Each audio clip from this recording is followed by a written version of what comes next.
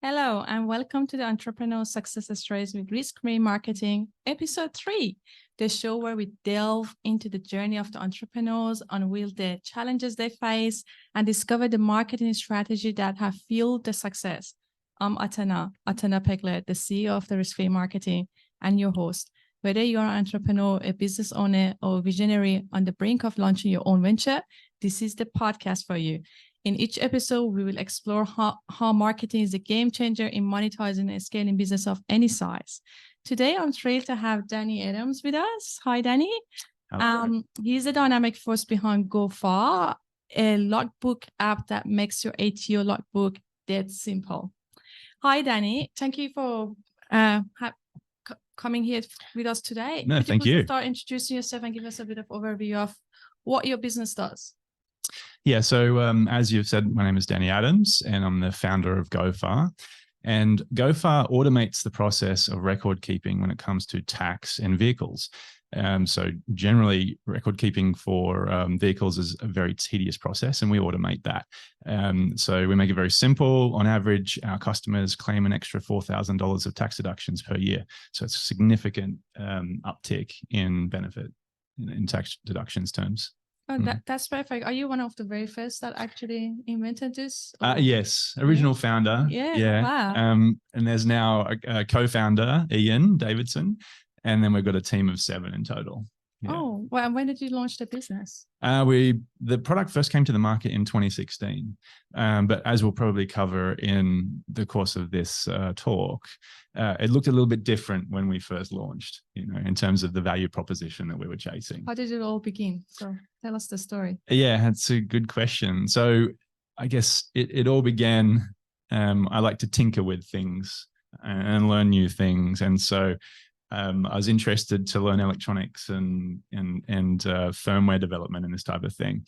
And so I had an idea that maybe if we could, and also have an interest in the environment, reducing carbon emissions and all those sorts of things. So I had this idea that if we could show people, if we could measure the carbon emissions from their vehicles and show them those numbers, that it would motivate them to change their behavior, to maybe drive less, to maybe do emissions offsets, to plant trees, to sort of clean up the emissions that they make.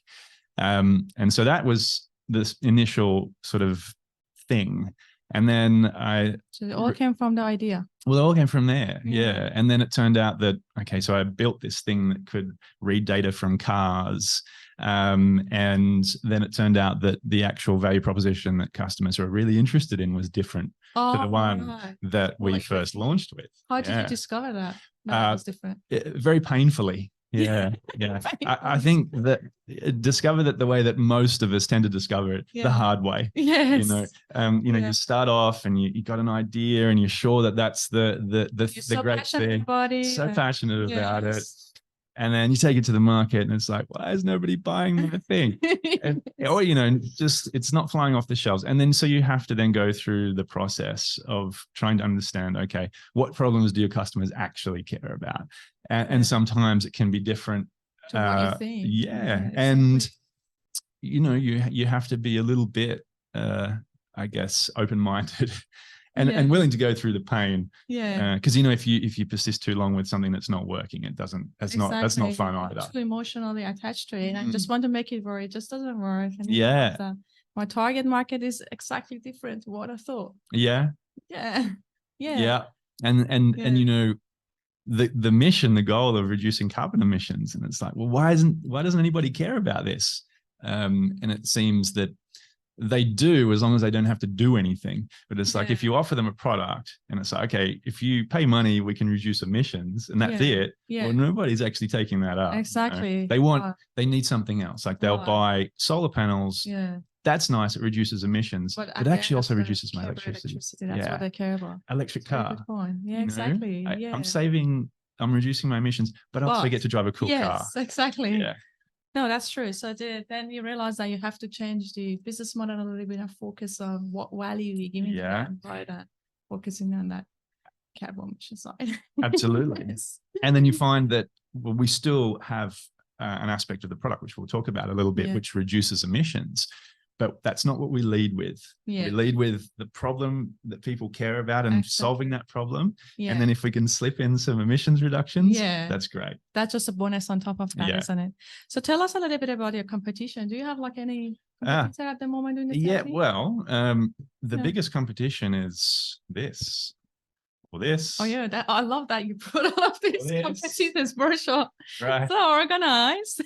It's pen and paper. Like, look, I'll just show this logbook, right? Like, this is. Yeah, I used to have one of these. You had one? Yeah, I used to have one of those. You have to fill out. Yeah. Every single trip you do, you have to write down what you can see there. And what happens if you lose your book? It's all gone. Start again. So every trip you have to write the start. Just imagine you've been doing that for a whole year and then you lose it. Well, what happens? Try and take it and put it in the pool or toilet, flush it. Or it just goes missing. You know, you have to write down so much for every trip you do. You have to stop. You have to write down the date, the time, the purpose of the journey, the odometer reading at the start of the trip, the odometer reading at the end of the trip, the business purpose, and count it up. So tell us how Gofar is different with that. Just go through the process. Yeah. So we automate this. Yeah. So normally you'd have to write down after every single trip. You have to write all that down, right? So there's a couple of aspects to the product. Firstly, this is what it actually looks like when it comes. So it comes in a box like this. Very small, handy. We have the product. So that product simply plugs in under the steering wheel. So all cars actually have this connector.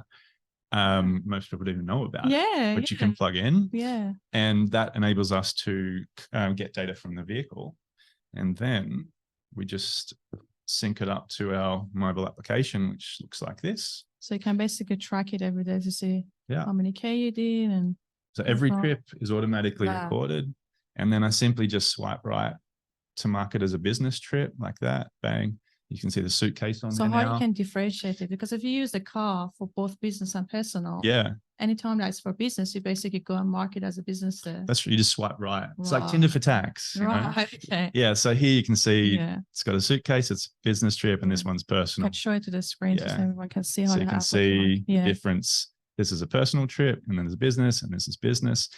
You can also add in other information as well. So you can put in tags to say, okay, it was, let's say, a sales call. Yeah. And it was to Telstra or Coca-Cola or wherever that sales call is to.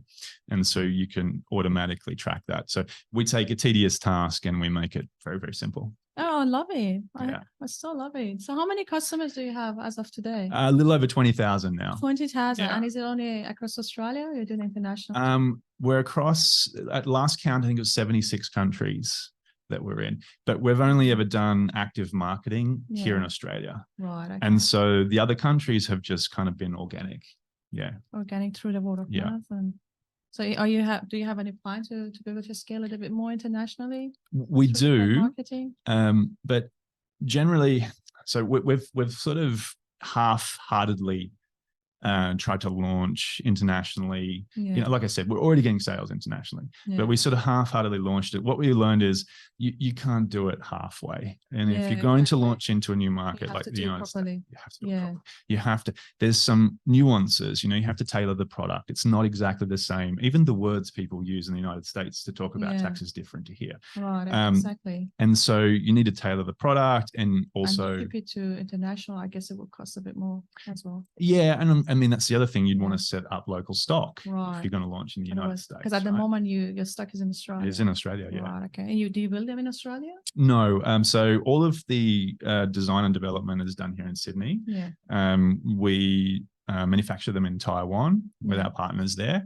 And then we stock in Australia. Yeah. Oh, that's cool. Yeah, I love it. So tell us a little bit about the marketing. How do you approach the marketing for your business, and any specific channel or strategy that you lean on more than others? So the strategy or the marketing channel that has worked the best for us, which was really a game changer early on, was the social media marketing. So in particular, Facebook marketing is a thing that really started to move the dial. You know? Right. Okay. Yeah. So it's a paid marketing, basically. Well, paid marketing, or not organic, that you just do the post and get followers. It's paid. Yeah. But we leveraged what really kicked it off in the early days when we were like struggling for sales, and then suddenly we took off. the thing was that we got some really good PR. Yeah. Okay, so we got a story on Channel 7 national. Yeah, I saw that. Yeah. Yes, I saw that. And so we got some sales immediately after the story. Yeah. Okay. But the big thing about that PR was not when it aired on the TV. Yeah. It was when we repackaged the content and then started to use that on our social media channels. Build the authority. Yeah. And the trust. Yeah. That really took off. So it's branding. That helped with your branding. Basically. Yeah. It was it totally changed the game for us using that Channel 7 news content in our social media ads. Yeah. Facebook ads. Oh, wow. Okay. And if you don't mind to share with us, how much do you spend on advertising at the moment a month? And is it just Facebook, or are you guys doing Google as well? Google AdWords? Both. Yeah. Yeah. So it varies depending on the time of the year, but it's been as much as 100,000 a month. Yeah. And probably the minimum that we would spend would be maybe 10 to 15,000 a month. Okay. Yeah. So in that range. And you're getting basically 90+% of the traffic and leads through there. No, actually. No. Okay. So we've also over the last few years we had worked quite a bit on SEO, and so we've got about 60 to 80,000 visitors a month from organic traffic. Oh wow! All free traffic, but it's been a bit of long-term investment, isn't it? Because you said in the last few years you've been working on that. Yeah, and we kind of backed off that a little bit. We didn't work on it. We got it working, and then we kind of haven't done much on it for the last few years. So now we're picking that back up again. So the last few months we're back. Okay, we need to get this SEO back up to where it was, because it kind of doesn't last forever. Yeah, that's right. You got to keep on it because the competition is trying to do the SEO and take over. Oh, okay, that's interesting. Any other marketing channel that you guys using to get traffic? TikTok, LinkedIn? We've tested a little bit around TikTok, but that hasn't sort of set the world on fire for us. LinkedIn we have used a little bit for B2B, because it's much more relevant to B2B deals rather than one-off sales. But it still hasn't been anything near what social media marketing has done. Yeah. I mean, the key channels for us today are word of mouth and recommendations. Yeah. Google search,es Facebook ads. Okay. Yeah. The three main channels. And of course the SEO. So the organic traffic coming to the website. There's four basic channels where 99% of our sales are coming from. Well, thanks for sharing that with us, and everyone can know that how you leverage the marketing. So based on your experience, what is one piece of advice or tip you would like to give to others, to our audience, who are looking to expand the reach if they have a business? Do a lot of testing. Yeah. What I've learned is that start with the assumption that your idea is wrong. Start with that assumption. Yeah. And then go from there, because most of the time it will be. Yes, that's right. And the customer has the real answer. The customer is the source of truth. So try to expose your ideas really early on to customers and be willing to change your ideas when you get feedback. Yeah. So that would be. So don't start perfect, just to start something, launch it and get the feedback. Yeah. 100%. Exactly what I try to teach a lot of entrepreneurs. Yeah. Because you probably won't have it right the first time anyway. Yeah. 100%. Unless you're really lucky. Yes. Yeah. No, I completely agree with that. And so is there any metrics or number that we're comfortable to share with us in terms of your revenue, your growth rate, your, the size of your customer database or anything like that? Yeah. So like I said, a little over 20,000 customers, 70 plus countries. We switched to a subscription model recently. And so that's the key focus, is now growing recurring revenue. Yeah. Because previously it was just a one-off. It was a one-off, and it doesn't. Oh yeah, no, it doesn't work. Of course, it doesn't, because they're using it on a monthly basis. And, that's very smart. I'm glad you did that. It's not like selling like a bottle of water or something, right? You finish it. That's it. That's it. Yeah. With tech products, I mean, and people don't really appreciate this.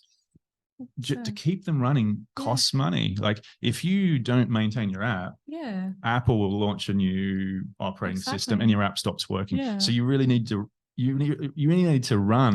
keep running just to stay still. You know, and so you're constantly having to work on the system to keep it running, and that costs money. You got to pay Amazon. You know, if someone's using the product, data goes back in. You have to pay the subscription. And so you have to have a subscription model. Otherwise, you can't. It just doesn't work. No, that's true. So so since you changed that pricing model, has it been a big shift? It's a game changer. From a business point of view, sustainable. If you're looking at having a sustainable business. From the customer reviews, did you just reach out to the existing customers and say, no, we change it to the subscription model? You kind of started it from the new customers. We just started from the new customers. Right. Okay, we didn't want to take a risk off. Not initially. And so we basically put in some new features around the logbook. So some of the stuff that we might talk about, some of the stuff that I already showed you, to make that process really simple. And then we changed the key focus for the value proposition to that logbook, messaging. So you improve the product and then you do introducing the subscription. So do you know that roughly on average how many months a customer would use the logbook, or is really varied? Or the customer lifetime value, you have that data yet? We don't really, because we haven't launched. It's quite new, isn't it? Yeah, it's the subscription model is fairly new, so we don't know. But I won't say the retention rate, but it's very good. So the vast majority of people renew in year 2. As long as they have a business. If they go out of the business, I guess they don't need that anymore, right? Yeah, well, that happens. You know, people, their circumstances changed. You know, they change job, or they don't need it anymore. So when they don't need it anymore, they just take the device out of the car, and then when they need it again, let's say in a year time, starting a business, they can. You can use it. It's compatible now and into the future. But in terms of the so you thought about all of that when you designed a product, then that's going to work. I mean, it's like if you think of a Fitbit, you can leave it in the drawer, you can pull it back out of the drawer and use it again later. Activate the app and stuff, I guess. So all that works. But in terms of who the customers are, which might be interesting. So the majority of the customers are, you know, if you think about where cars are used in work. So real estate agents, salespeople, accountants, lawyers, because they're driving around, nurses that are driving around, doctors that are driving around, plumbers, electricians, a lot of tradies, Uber drivers. We've got customers in a massively diverse range of jobs, like anything you can think of. Security guards, we have customers. Wow. And what is the number one industry that I use your product, out of curiosity? It's a good question. It's hard to say. It's hard to say. Like it's similar. Oh, it's a tradies, right? Because they're traveling. Probably. There's a lot of them. They're definitely good. Very good customers for us. And they use the product. They travel a lot too, every day basically. And they also tend to dislike paperwork almost as much as I do. You know. So maybe accountants are not as much. Find paperwork. Yes, they don't. They used to. So Danny, what are the short-term marketing or expansion plan and the long-term as well? So where you want to go from here? So the key right now is around refining our messaging, refining our targeting. So it's not so much massive bets, but rather refining and building on what's already working. So we have something that's working quite well. So we want to double it. You know, we want to triple it. We want to quadruple it over time. And so that's the focus is incremental improvement with a few projects that could sort of double or triple. So we're not making any big bets right now, like launching in the United States or anything like that. We want to get our local system, marketing system working really well. And then maybe expand to other countries in the future? In the future, look, we have loads of room to grow, loads of room. Like I said, the numbers we have, there's about 4 million people in Australia alone that use their vehicle for work. You know, like all of those sorts of. So you still have a lot to go. No, I agree. And do you have any particular tip or advice for the startups or people that are starting a business out there? The main thing, like I said before, Yeah. talking about, maybe assume that you are wrong to begin with, but go and seek the real answer. So get in front of customers immediately. Yeah, test your ideas. Don't create the minimum usable product. Yeah, or even launch it very quickly. I think you can figure it out. Even a lot of times you can figure it out if you know how to ask the right questions. You can figure out if it's going to be a goer or not just by asking questions. You don't even need to build something to find out that it's a bad idea. So go out and really, expect that that your idea is going to be a bad one, and be surprised if it's not. Because if you go looking for confirmation that your idea is a good idea, you'll find it, but it might not be. 100%. That's one of the first advice to give everyone. I had a chat with a guy that he developed a software. He spent 3 years on that. And he was like, oh, I'm going to launch it in 6 months' time because I have to polish it. I was like, why don't you go contact the people in your group and offer it for 5 first people for free and just get some feedback and then go improve it. I was like, okay, well, because it's still not good. I was like, no, like you need to get the feedback. It's easy to get 5 free people. Just test it out. It's scary though. It's scary. Yeah. When you've got an idea, something you've been working on. Yeah. You don't want to find out that it's bad. Yes. It's too scary. I completely agree. You don't want to find it out. And so I think that's a good point. I'm speaking from personal experience because I kind of initially I had this idea and I was afraid to sort of put it in front of people because I didn't want to hear that it was bad. You don't want to hear your baby's ugly, and it's like your little baby that you've been working on. Your idea is something that you really fall in love with. No, that's right. You don't want to hear that it's a bad one. Yeah, no, so true. Anything else you would like to share with us? That's pretty much it. I think that's about it. Yeah, showing you the logbook. Yeah, that's it. Thank you so much, Danny, Thank you. for coming today and sharing your inspiring story with us. And then anyone that want to get rid of the paperwork, they use Gofar. You can find it at gofar.co. Gofar.co. Thank you so much, everyone, for listening, and we'll see you in the next episode. Bye. Bye-bye.